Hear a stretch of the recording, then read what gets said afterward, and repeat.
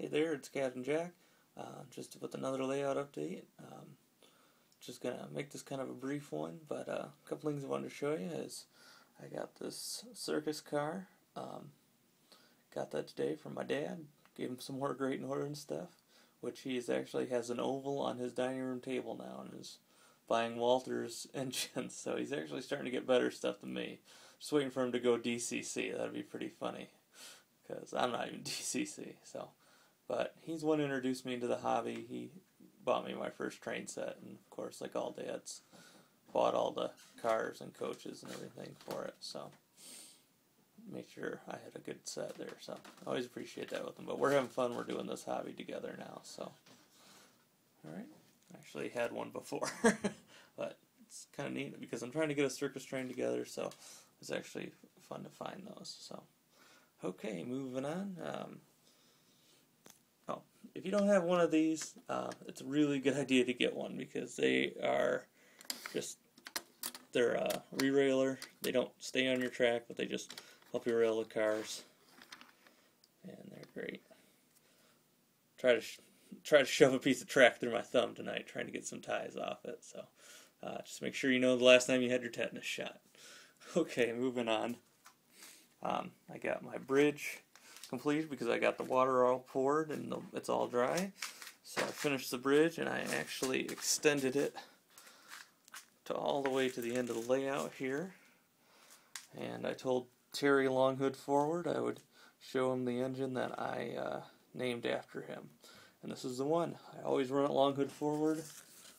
I don't even have a coupler on the front of it. So, but this is great. This is my favorite engine. One of my favorites. It's a Bachmann. Cost me $5, but it's great. It always runs, and it's really one of my tester engines. Make sure everything lines up right. So, okay. I did make my layout a point-to-point very briefly this weekend. I took up from here to here just because the track was warped.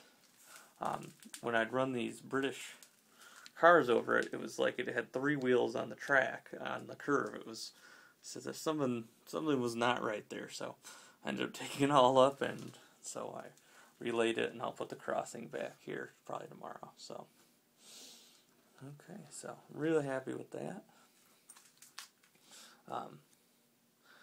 This is my cleaning car. I know some guys were asking how to clean track and what to do about it. This used to have a caboose on it, but it was really nice, but not very practical. Like I couldn't get to these screws very well. You had to take the cupola off, and I actually just like to fill the tank open and then just let it go on the track. It goes down to this little hole and onto a boot down here at the bottom, and then I just run that around if I haven't ran trains in a while or I've done some major ballasting work, and I put 91% alcohol in there, either Jim Beam or Jack Daniels.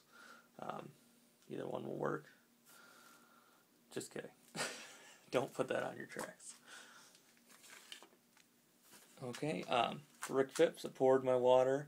I know I said I'd do it the other day. This is actually my re-pour, so I accidentally poured too much in there, but luckily because I have dodgy baseboard work, some leaked out and it's down to the level I want. So, mixed blessing. Okay. Last thing I wanted to go over was this.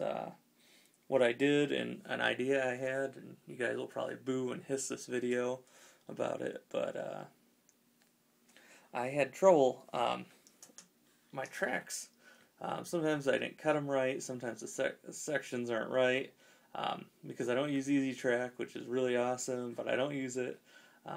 Sometimes my track, especially if I have to cut a special piece, doesn't line up right, so I had to end up filling it with the with solder and trying to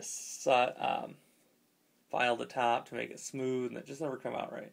So last night when I was thinking about how I was going to fix the gap in the tracks back here without relaying everything, I decided on a little quick and dirty solution here. Like I said, this is the gap in the track. Sometimes when you're cutting track you don't measure it quite right, and so you have a gap. My solution was to take a piece of extra track and just cut a little piece. I mean, we're talking like, like a couple millimeters wide, maybe like half a centimeter, I guess. I don't do metric.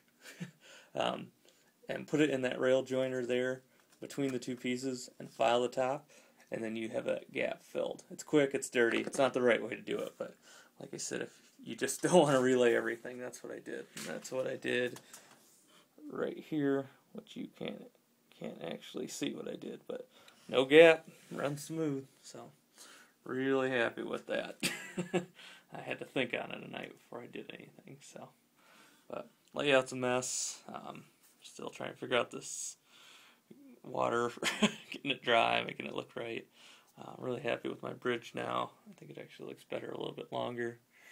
But yeah, so. Also picked up those trees in that box at a garage sale for $3. Not too shabby. Anyways, I just want to give a quick shout out to my friend Chris Fudge. He's mentioned me in his layout videos, helping me get a couple views on my layout videos. Really great guy, really takes a lot of pride in his work. I really enjoy his layouts. Very knowledgeable. Make sure to check him out. He's Model Rail Road Attic on YouTube. Really good friend of mine. Like I said, he knows it. He knows his stuff. So just look him up. Okay, that's all for me. Just kind of showing you my messy layout again. And we'll talk to you later.